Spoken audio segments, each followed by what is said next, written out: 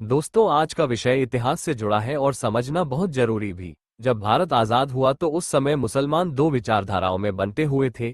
एक थी मुस्लिम लीग की विचारधारा, जो अलग पाकिस्तान की मांग कर रही थी, और दूसरी थी देवबंदी या राष्ट्रीयतावादी विचारधारा, जो अखंड भारत और एकता की समर्थक थी।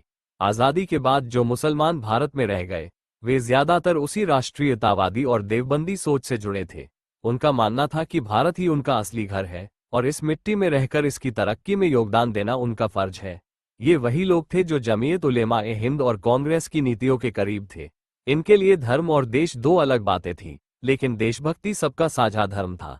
दूसरी तरफ जो मुसलमान मुस्लिम लीग की विचारधारा से प्रभावित थे, वे पाकिस्तान की ओर चले गए।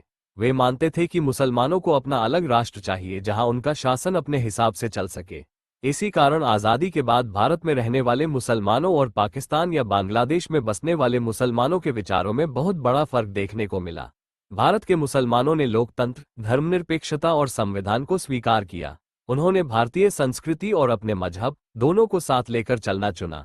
वहीं पाकिस्तान में धर्म और राजनीति का मेल इतना बढ़ गया कि वहां की पहचान एक धार्मिक राष्ट्र के रूप में बन गई।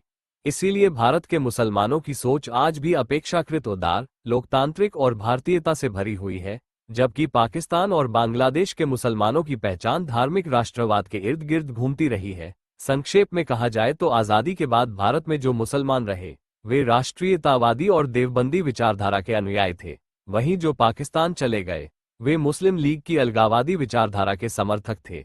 इतिहास ने यह साबित किया कि विचारधारा ही तय करती है कि कोई समाज किस दिशा में जाएगा, मिलजुल कर आगे बढ़ने की ओर या विभाजन की ओर। सवाल अभी बाकी है।